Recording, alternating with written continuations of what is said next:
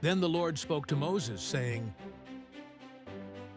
This shall be the law of the person with leprosy on the day of his cleansing. Now he shall be brought to the priest. And the priest shall go out to a place outside of the camp. Then the priest shall look, and if the leprous infection has been healed in the person with leprosy, then the priest shall give orders to take 2 live clean birds, cedar wood, a scarlet string, and hyssop for the one who is to be cleansed. The priest shall also give orders to slaughter the one bird in an earthenware vessel over running water. As for the live bird, he shall take it together with the cedar wood, the scarlet string, and the hyssop, and shall dip them and the live bird in the blood of the bird that was slaughtered over the running water. He shall then sprinkle 7 times the one who is to be cleansed from the leprosy, and shall pronounce him clean, and shall let the live bird go free over the open field. The one to be cleansed shall then wash his clothes and shave off all his hair, and bathe in water, and be clean. And afterward he may enter the camp, but he shall stay outside his tent for 7 days. Then it shall be on the 7th day that he shall shave off all his hair. He shall shave his head, and his beard, and his eyebrows, even all his hair. He shall then wash his clothes, and bathe his body in water, and be clean. Now on the 8th day he is to take 2 male lambs without defect, and a yearling ewe lamb without defect, and 3/10 of an ephah of fine flour mixed with oil as a grain offering, and 1 log of oil. And the priest who is going to pronounce him clean shall present the person to be cleansed, and the offerings before the Lord at the doorway of the tent of meeting.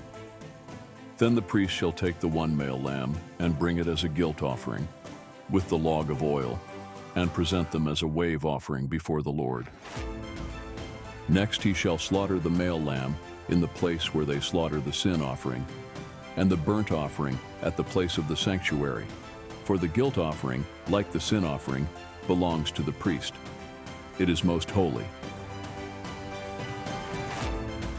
The priest shall then take some of the blood of the guilt offering, and the priest shall put it on the lobe of the right ear of the one to be cleansed, and on the thumb of his right hand, and on the big toe of his right foot. The priest shall also take some of the log of oil and pour it into his left palm. The priest shall then dip his right hand finger into the oil that is in his left palm, and with his finger sprinkle some of the oil 7 times before the Lord. The priest shall then dip his right hand finger into the oil that is in his left palm, and with his finger sprinkle some of the oil 7 times before the Lord. As for the rest of the oil that is in the priest's palm, he shall put it on the head of the one to be cleansed. So the priest shall make atonement on his behalf before the Lord. The priest shall next offer the sin offering and make atonement for the one to be cleansed from his uncleanness. Then afterward he shall slaughter the burnt offering. The priest shall offer up the burnt offering and the grain offering on the altar. So the priest shall make atonement for him, and he will be clean. But if he is poor and his means are insufficient, then he is to take 1 male lamb for a guilt offering, as a wave offering to make atonement for him, and 1/10 of an ephah of fine flour mixed with oil as a grain offering, and a log of oil, and 2 turtle doves or 2 young doves, which are within his means. The one shall be a sin offering, and the other a burnt offering. Then, on the 8th day, he shall bring them for his cleansing to the priest, at the doorway of the tent of meeting before the Lord. The priest shall take the lamb of the guilt offering and the log of oil, and the priest shall offer them as a wave offering before the Lord. Next, he shall slaughter the lamb of the guilt offering, and the priest is to take some of the blood of the guilt offering and put it on the lobe of the right ear of the one to be cleansed, and on the thumb of his right hand, and on the big toe of his right foot. The priest shall also pour some of the oil into his left palm, and with his right hand finger, the priest shall sprinkle some of the oil that is in his left palm 7 times before the Lord. The priest shall then put some of the oil that is in his palm on the lobe of the right ear of the one to be cleansed, and on the thumb of his right hand, and on the big toe of his right foot, on the place of the blood of the guilt offering. Moreover, the rest of the oil that is in the priest's palm, he shall put on the head of the one to be cleansed, to make atonement on his behalf before the Lord. He shall then offer one of the turtle doves or young doves, which are within his means. He shall offer what he can afford, the one as a sin offering and the other as a burnt offering, together with the grain offering.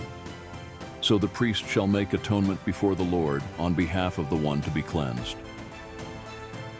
This is the law for him in whom there is an infection of leprosy, whose means are limited for his cleansing. The Lord further spoke to Moses and to Aaron, saying, When you enter the land of Canaan, which I am giving you as a possession, and I put a spot of leprosy on a house in the land of your possession, then the one who owns the house shall come and tell the priest, saying, Something like a spot of leprosy has become visible to me in the house. The priest shall then command that they empty the house before the priest goes in to look at the spot, so that everything in the house need not become unclean, and afterward the priest shall go in to look at the house. So he shall look at the spot, and if the spot on the walls of the house has greenish or reddish depressions and appears deeper than the surface, the priest shall come out of the house to the doorway and quarantine the house for 7 days. Then the priest shall return on the 7th day and make an inspection. If the spot has indeed spread on the walls of the house, the priest shall order them to pull out the stones with the spot on them and throw them away at an unclean place outside the city. And he shall have the house scraped all around inside, and they shall dump the plaster that they scrape off at an unclean place outside the city. Then they shall take other stones and replace the discarded stones, and he shall take other plaster and replaster the house. If, however, the spot breaks out again in the house after he has pulled out the stones and scraped the house, and after it has been replastered, then the priest shall come in and make an inspection. If he sees that the spot has indeed spread in the house, it is a malignant spot in the house. It is unclean. The owner shall therefore tear down the house, its stones, its timbers, and all the plaster of the house, and he shall take them outside the city to an unclean place. Moreover, whoever goes into the house during the time that he has quarantined it becomes unclean until evening. Likewise, whoever lies down in the house shall wash his clothes, and whoever eats in the house shall wash his clothes. If, on the other hand, the priest comes in and makes an inspection, and the spot has not indeed spread in the house after the house has been replastered, then the priest shall pronounce the house clean, because the spot has not reappeared. To cleanse the house then, he shall take 2 birds, cedar wood, a scarlet string, and hyssop. And he shall slaughter the one bird in an earthenware vessel over running water. Then he shall take the cedar wood, the hyssop, and the scarlet string with the live bird, and dip them in the blood of the slaughtered bird, as well as in the running water, and sprinkle the house 7 times. However, he shall let the live bird go free outside the city into the open field.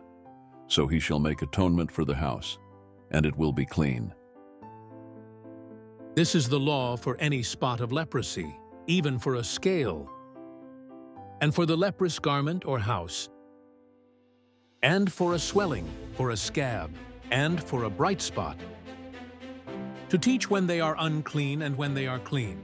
This is the law of leprosy.